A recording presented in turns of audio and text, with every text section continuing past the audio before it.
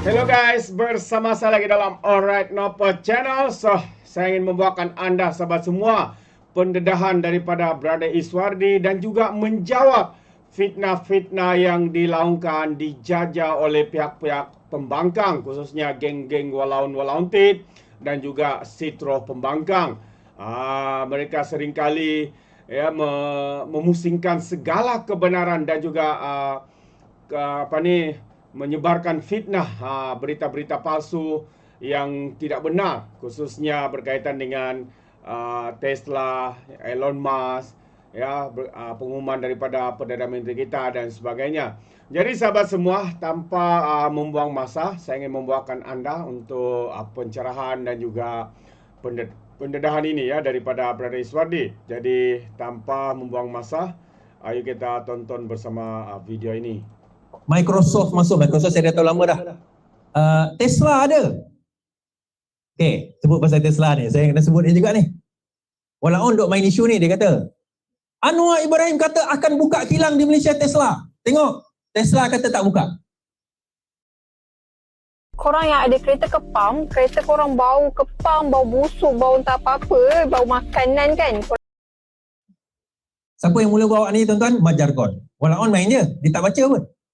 Sebelah Dato' Seri Anwar Ibrahim, sewaktu beliau press conference secara online dengan Elon Musk, siapa tuan-tuan? Fahmi Fadzil, YB Fahmi Fadzil, YB Menteri. Saya tanya YB Fahmi Fadzil, sepanjang kamu bertiga dengan masa tu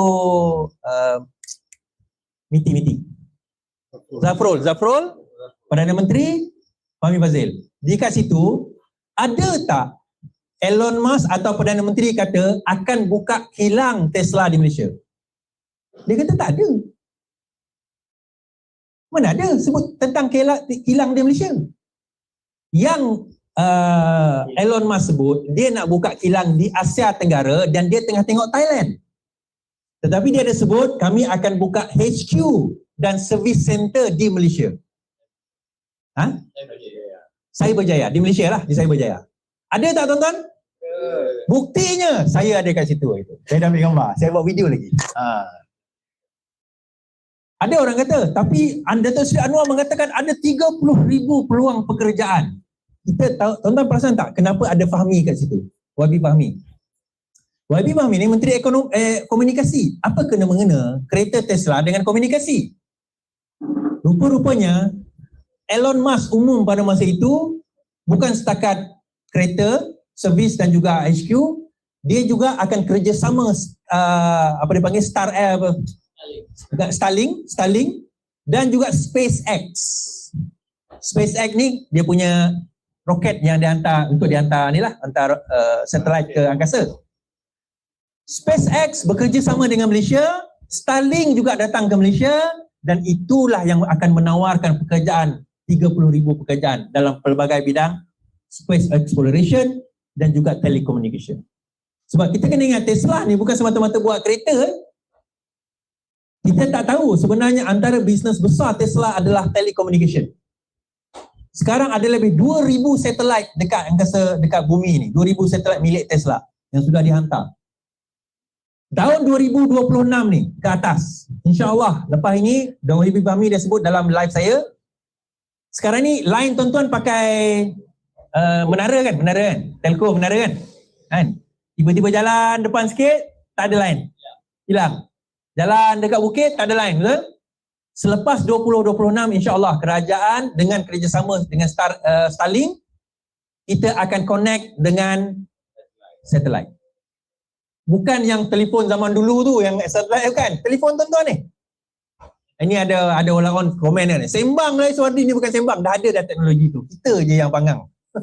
Bukan kita. Walaupun je yang bangang tak tahu teknologi tu. Dipanggil direct to mobile.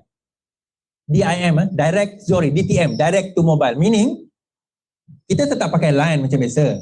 Tiba-tiba kita jalan tak ada line kat situ. Dia akan switch kepada internet, kepada satelit. So tuan-tuan dekat atas gunung ke, tuan-tuan tengah laut ke, selagi mana ada awan, dia akan link kepada satelit. Di situ peluang pekerjaan kita ada, telecommunication on satellite. YB Fahmi tak nak announce company mana. Tapi saya tahu company mana. Dia takut nanti kalau dia announce. Kan? Jadi saya tahu saya Starlink, tapi mana company yang akan take Celcom ke DG ke kita tak Maxis ke belum finalize lagi. Tetapi itu yang dimaksudkan oleh Perdana Menteri 30,000 peluang pekerjaan.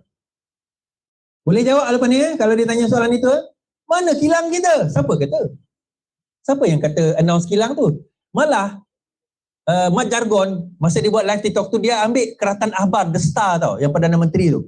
Dia sebut tentang 30,000 vacancies peluang pekerjaan. Saya download, saya baca full report tu, tidak ada mention di dalam berita itu tentang buka kilang kat Malaysia. Tak ada pun. Dia ambil heading saja. Dia ambil heading saja, lepas tu dia kata, inilah dia, Anwar Ibrahim penipu. Gagal. Tuan-tuan, kita dah menuju ke direction yang betul. Satu, Anwar Ibrahim. Kedua, pimpinan. Pimpinan yang membantu Datuk Seri Anwar Ibrahim, menteri-menteri dia, antaranya Mat Sabu lah. Terima kasih lah Pak Mat kan, walaupun Pak Mat banyak dia tak tahu tentang pertanian, tapi yang ni saya kena puji Pak Mat. Ini saya nak cerita sikit pasal Pak Mat ni. Tuan-tuan, ingat tak tahun lepas Walaon main isu apa? Tahun lepas? Kan? Telur. Mana dia telur? Mat Sabu. Termasuklah siapa nama MCA. Terima kasih pun nak sunggang juga isu telur. Mat Sabu kata apa? Hujung tahun ini kita akan apungkan ayam dan telur. Lepas tu melantinglah semua orang pemangkang kata lepas ni mahal. Tahu dekat Johor itu ayam RM2 je sekilo. Sebab apa? Terlalu banyak sangat ayam. Lambakan. Rupanya tuan-tuan, bila ada kawalan kerajaan, dia kontrol. Volume tu dia kontrol. Rupanya bukan tak cukup. Dia kontrol. Sebab dia nak pastikan dia boleh jual pada harga itu. Dia tak nak nampak terlalu banyak. Bila nampak kurang, kerajaan kontrol. Nampak kurang, kerajaan kontrol. Sebenarnya banyak. Ini Mak Sabu. Nasib baik Mak Sabu dengar cakap. cakap ekonomis lah. Masa tu desakan juga pada Mak Sabu ni. Ni beras ni. Beras tempatan tak ada, Walaon kata. Saya tanya dia dalam live depan. Beras tempatan tak ada ni. Saya tanya tadi makan apa? Makan nasi ya? Mana datang beras? Ke kamu makan fries ke? Makan gandum ke? Ada makan beras kan? Beras tempatan tak ada. Okay. Beras tempatan tak ada kerana isu apa? Sebab apa? Kerana India dia limitkan ekspor. India telah limitkan ekspor kerana pada masa itu ada masalah cuaca.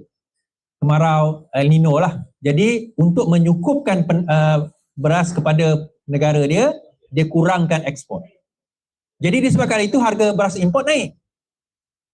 Sebenarnya beras tempatan cukup. Tapi disebabkan harga beras import naik, itu cukup kalau ada beras import yang lebih kurang harga, tak mahal. Tapi bila beras import mahal, orang pergi kepada beras tempatan. Dan yang paling banyak pergi kepada beras tempatan apa tuan-tuan? Restoran. Sebab kita ni berapa banyak je kita makan satu hari, satu bulan, satu kampit, dua kampit. Restoran, kilang, catering, ini yang paling banyak pakai beras tempatan. Sebelum ini dia pakai beras import.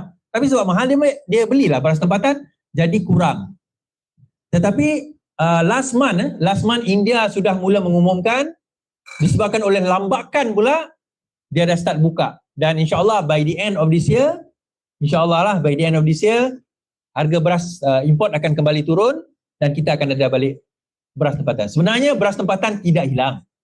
Beras tempatan cukup pada kadar sebelum beras import naik. Tetapi bila beras import dah naik, ramai pula beralih ke beras tempatan, itu yang tak cukup. Dan bila kita boleh produce satu jumlah je. Betul? So bila dah permintaan terlalu banyak, dia bukan boleh tiba-tiba, tuan-tuan, tolong tanam padi je lepas ni, lagu rumah, esok kita tuai tau. Tak boleh. Kalau banyak tu tanah kita banyak tu je kita boleh tuai. Kan? Alright. So itulah jawapan kepada perkara tersebut. So akhir kalam, terima kasih kepada tuan rumah pada yang menjemput saya. Terima kasih juga yang bersama di dalam live. Berapa view? Saya tak boleh nampak lah view dia. 3,000 orang yang menonton kita. Alhamdulillah. 3,000 orang yang menonton kita. Terima kasih juga yang menjemput saya dengan pengurusi amanah kawasan dan juga cawangan, amanah bahagian dan juga pemuda negeri serta wakil PKR kita Ustaz, dan juga wakil-wakil semua daripada pimpinan-pimpinan yang ada kawasan dan juga ahli-ahli Pakatan Harapan kita. Dan insyaAllah bagi saya mudah saja tuan-tuan. Bagi saya mudah, saya tutup dan begini. Selama ini kita berjuang. Apa ni bang? Baru nak celup tapi tak masuk-masuk. Lembik macam sotong goreng tepung. Kesianlah. Kita berjuang atas dasar kita faham prinsip dan ideologi kita. Kita faham dasar perjuangan kita dan kita berjuang dan kita bergerak atas dasar itu. Sama ada kita ada kekangan keuangan, kita ada wang tak ada wang, kita jalan. Kan? Kita jalan. Dalam PRU lepas pun kita bertanding dalam keadaan serba kekurangan pun kita jalan.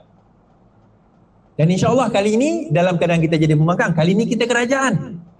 Bukan setakat kita kerajaan, kita telah membuktikan kita adalah kerajaan yang cemerlang.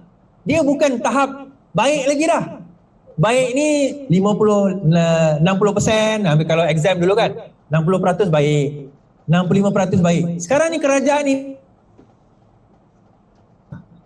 excellent, bukan 100 tetapi 85%. Ada sikit-sikit kurang tapi cemerlang. Ada kurang-kurangnya sikit. Cemerlang tapi cemerlang. Menterinya ada cemerlang, ada baik. Tapi tak ada lagi yang gagal. Ada yang kena baiki lagi Perdana Menterinya cemerlang. Saya pun tak tahu mana orang tua umur 77 tahun ada tenaga tu tuan-tuan. Saya datang sini 3 jam, 4 jam drive tadi pun dah rasa penat dah.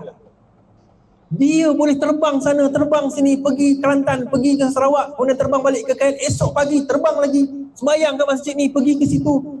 Jangan tahu macam mana dia ni ada tenaga. Tapi Allah bagi aktif lifestyle dan Allah bagi dia tenaga itu untuk dia nak serve. Sebab dia dah berhutang dengan rakyat ni. 20 tahun dia berhutang. Kalau 98 dia jadi Perdana Menteri dahulu, mungkin negara kita berubah. Tapi kalau ni Islam tak pernah lah. Ni cerita je. Tapi mungkin delay itu ada maknanya. Dan maknanya sekarang kita tengok. Kita nampak insyaAllah. Dia delaykan masa untuk kadang-kadang buah yang baik itu adalah buah yang cukup ranum. Terlalu awal pun tak elok, terlalu lewat pun tak elok. Dia cukup. Dan Tuhan tahu yang mencukup tu bila. Dan tuan-tuan, tidak boleh Anwar Ibrahim tu kerja seorang. Kita ni semua kena bantu. Kita ni semua kena bantu. Dan macam saya kata mula-mula tadi, negara ini bukannya orang Melayu punya.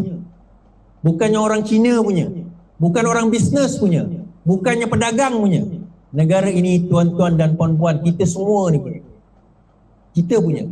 Dan kalau kita rasa negara kita punya, tempat tanah yang kita pijak ni negara yang kita punya, tempat kita cari rezeki dan insya-Allah mati dekat sini negara kita punya, mari kita sama-sama bantu kerajaan ini untuk kita membangun, menjadikan negara ini lebih baik dan memastikan.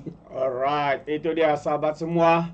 Pencerahan, pendedahan, jawapan-jawapan daripada fitnah-fitnah yang dijajah oleh walaun-walaun tit, oleh PAS, oleh Bersatu Perikatan Nasional, termasuklah sitro-sitro pembangkang.